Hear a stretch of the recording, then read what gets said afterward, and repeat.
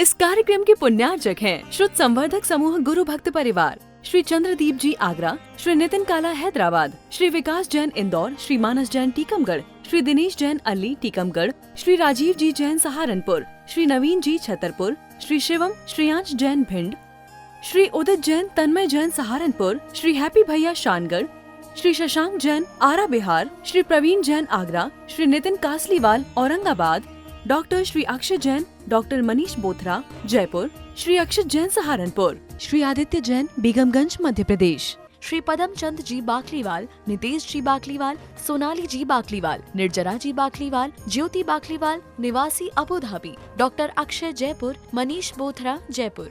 एक दूसरे को आगे बढ़ता कैसे देख सकते हैं? ऐसी प्रवृत्ति हमारे पास नहीं है। हमारी प्रवृत्ति है कि एक दूसरे की निंदा कैसे कर सकते हैं, उसकी ओर ध्यान रहता है। और यदि किसी मुनिराज की कोई भी चर्या, धार्मिक बंधु की कोई चर्या आ जाए, अब देखो हाँ क्या हुआ बताओ बताओ, और वो बता रहा था, आपने पूछा भी नहीं, माँ राजीव भैया जब तक मैं बोल रहा हूं आप सुन रहे हो ना, कि जब तक आप सुन रहे हो मैं बोल रहा हूं। देखना आशीष, जब तक मैं बोल रहा हूं ये सब सुन रहे हैं ना, कि जब तक ये सुन रहे हैं तब तक मैं बोल पा रहा हूं। झांझी जी पकड़ना, जब तक मैं बोल रहा हूं ये सब सुन रहे हैं, सत्य है ना, कि जब तक ये सुन रहे हैं तब तक मैं बोल पा रहा हूं। अभी देखो ग्राहक आता है राजीव भैया, ग्राहक अगर आया है और ग्राहक पता चल गया है कुछ नहीं लेने वाला है, तो तुम सुनना बंद कर देते हो उसकी, और वो वापस चला जाता है।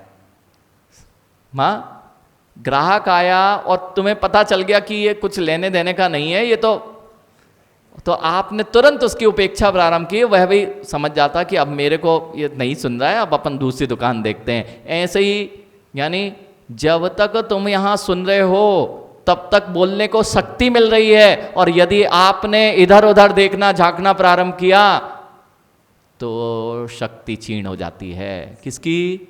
वक्ता की शक्ति क्षीण हो जाती है। ऐसे ही मां यदि कोई निंदा कर रहा था और हम सुन रहे थे, उसको शक्ति मिल रही थी कि हाँ तुम बोलो हम सुन रहे हैं, और वहीं तुम बात काट देते तो उसको शक्ति नहीं मिल सकती थी। 700 कोड़ियों ने केवल ताली बजाई थी। ऐसे ही जब हम अनुमोदना ताली बजा के तो नहीं करते, लेकिन अपने कानों को वहाँ लगा के करते हैं। अथवा कोई मैसेज आया तो ताली बजाने के दिखेगी नहीं, हमने तुरंत फॉरवर्ड किया कि ये देखो क्या बात आई है।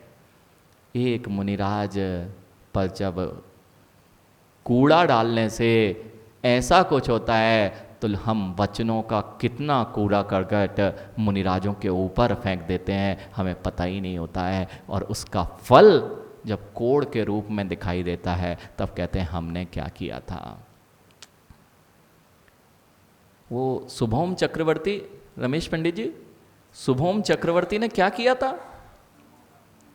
ड़मोकार मंत्र को पानी पे लिखा और पैर रख दिया, तो ड़मोकार मंत्र पानी पे लिख जाता है ना मां। हम थोड़ी ना निंदा कर रहे थे, हम तो बात कर रहे थे। हाजी भैया देखना भाषा क्या हो जाती है। अगर कहो कि निंदा क्यों कर रहे हो किसी की, हम थोड़ी ना, हम तो बात कर रहे हैं। वो पानी पे ड़मोकार मंत्र लिखा था ना, हम तो साची साची कह रहे। अरे तुम्हारी साची साची भी तुम्हारे लिए कितनी घातक है, इस बात को तो विचार कर लो कम से कम। मां पानी पे ड़मोकार मंत्र लिखा जाता है ना, पानी पे ड़मोकार मंत्र लिखा गया, जिस पे पैर रखा था उस पर ड़मोकार मंत्र लिखा था क्या? जैसे ही लिखा वह तो विलीन हो जा रहा था, जैसे ही लिखा वह तो विलीन हो जा रहा था। फिर भी वह शुभोम चक्रवर्ती कहां गया? पानी पर ड़मोकार मंत्र शब्द लिखने पे ड़मो अरिहंताणम, नमो सिद्धाणम, नमो आर्याणम, नमो वज्रायण, नमो लोय सवसाणम, मात्र पानी पर लिखा हुआ नहीं लिखा गया, पैर रख दिया तो शुभोम चक्रवर्ती को नरक जाना पड़ गया। यानी हम जरूर पांव तो नहीं रख रहे हैं, लेकिन अपने मुख से वचनों से कितने पैर और लातें मान रहे हैं ये हमें पता ही नहीं चलता है। ऐसा नहीं करते ना हम लोग। हाँ वो वाले मंदिर में नहीं जाते, वे अमुक चंद जी का मंदिर है। अरे ज्ञानी, इडमो अरिहन ताड़म से इडमो लोए सब सावड़म, वह पंथ के मुनियों को नहीं मानते, इस पंथ के मुनियों को नहीं मानते, उस पंथ के वे उस संघ के मुनि हैं, ये इस संप्रदाय के मुनि हैं। तुम ड़मोकार मंत्र पे तो पैर नहीं रख रहे हो, लेकिन ड़मोकार में जिसका नाम लिया जा रहा है सीधे सीधे उन पर आक्षेप लगा रहे हो। बहुत ये जितने कुरूप लोग मिलते हैं ना अखिलेश, इनके पूर्व में देखना चाहिए, दया करने के साथ में यह भी देखना चाहिए कि इसने कुछ ना कुछ ऐसा क्या करा होगा जिसका कारण इसको यह पर्याय मिली है। माँ यही बात चल रही है, भक्ति सुंदर रूपम, परिणामों की यदि सुंदर स्थिति बना ली जाए तो स्वरूप अपने आप सुंदर मिलता है। हम बात कर रहे थे राजीव भैया, यदि कोई घराने के उच्च घराने के लोग हों तो उच्च घराने के लोगों का चेहरा कैसा होता है?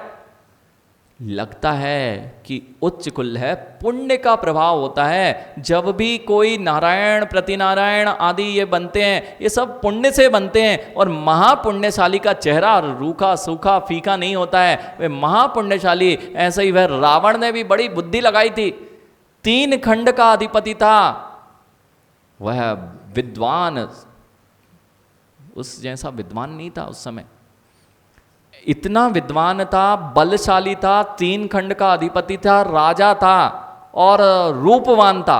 माँ अगर ये 3 चीजें एक पुरुष में मिल जाएं, कौन सी स्त्री उसे नहीं चाहेगी?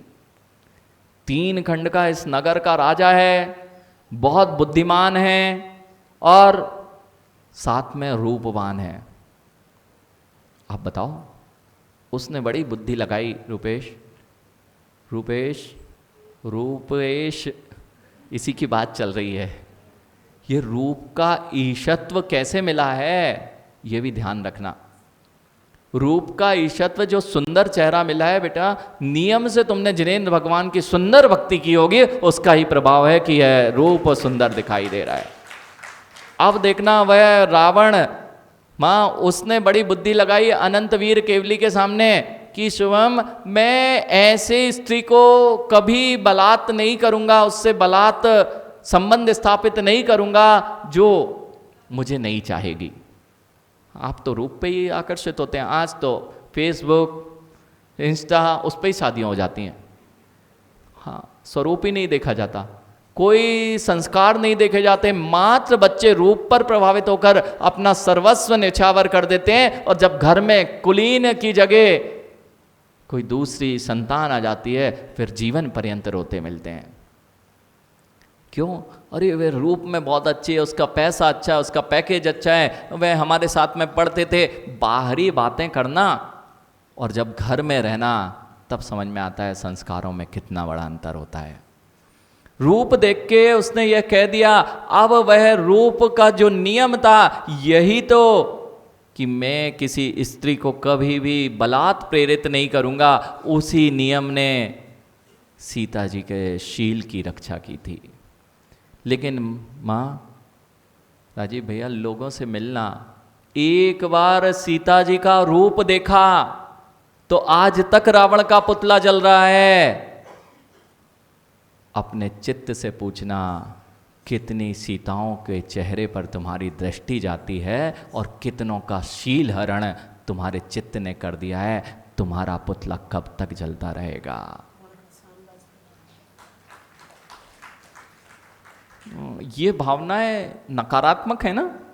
ये बच्चे 12 भावनाओं को नहीं पढ़ना चाहते हैं, ये नकारात्मकता नहीं है। भावों की सुंदर दशा यदि प्राप्त करना है तो ऐसी भावनाओं पर चिंतन जाना चाहिए कि मैं कहीं बाहरी लीपा पोती में ही अपने अंदर के सुंदर स्वरूप की ओर दृष्टि नहीं कर पा रहा हूं।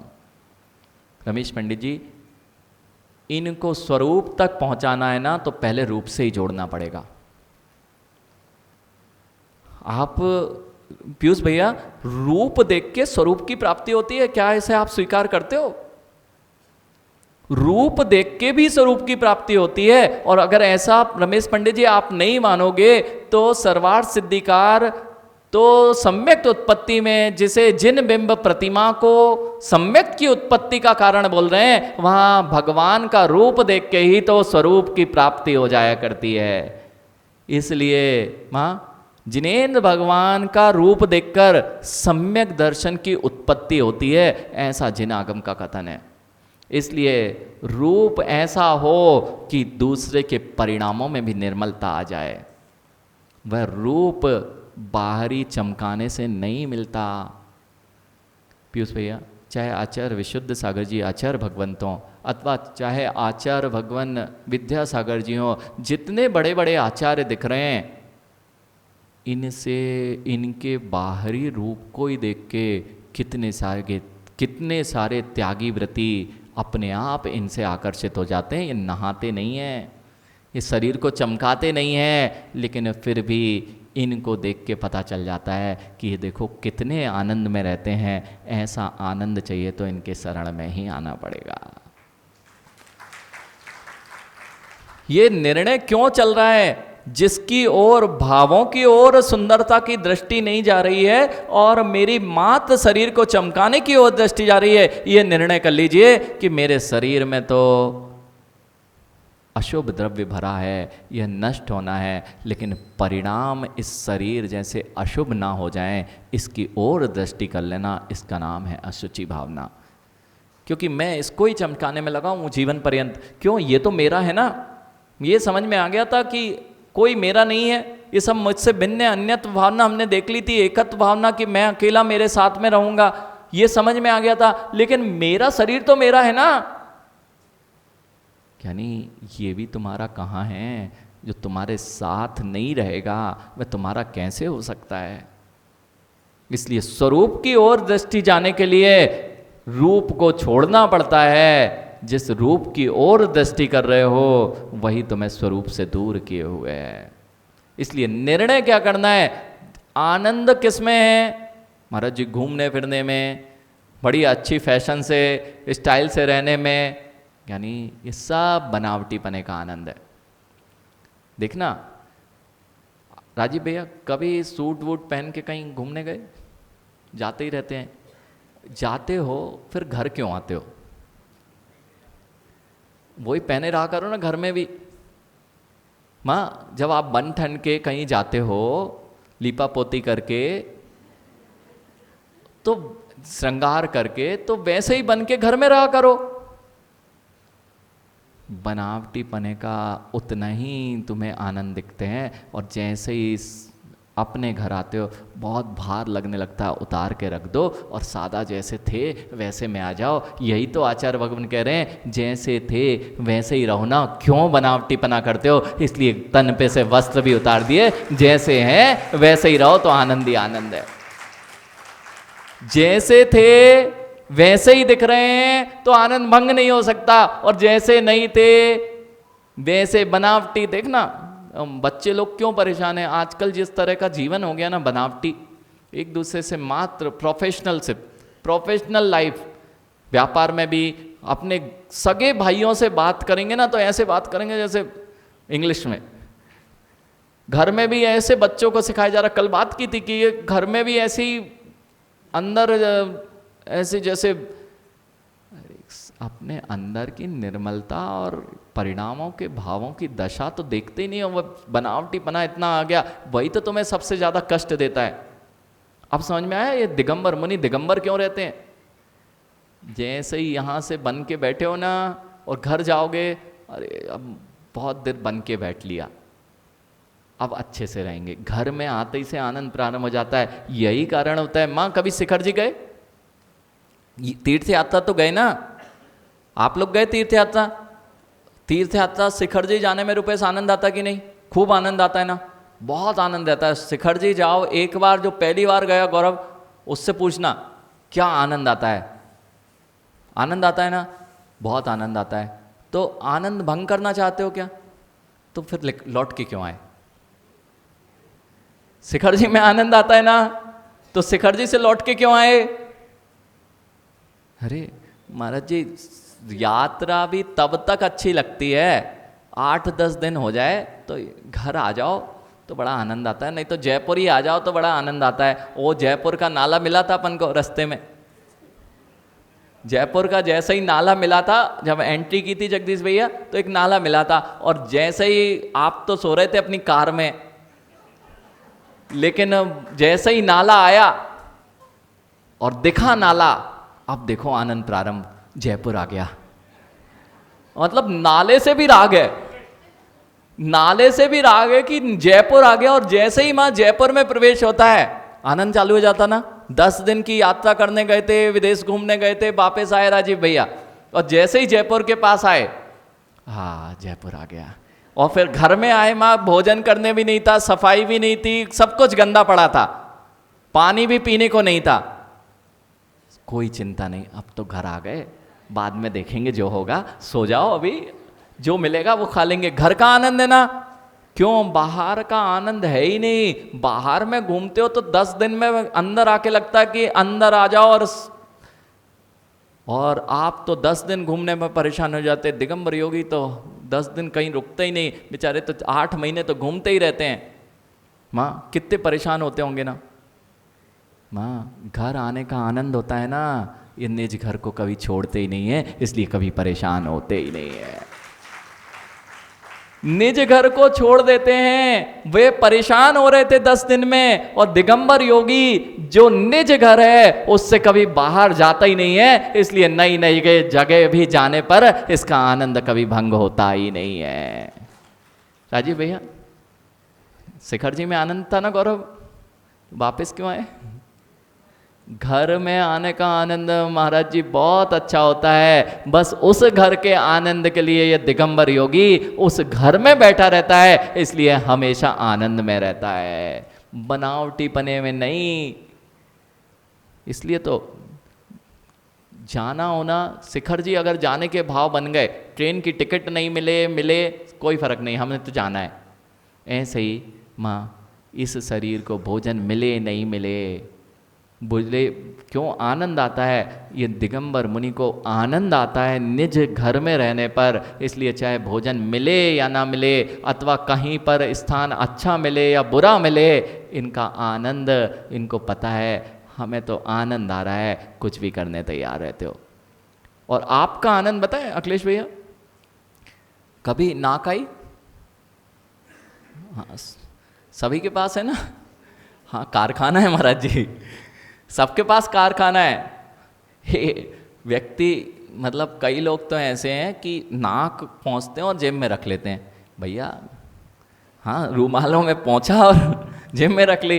भैया आपके पास ही है, आपके पास फैक्ट्री लगी, क्यों संभाल के रख रहे हो, बाहर ही फेंक दिया करो कम से कम।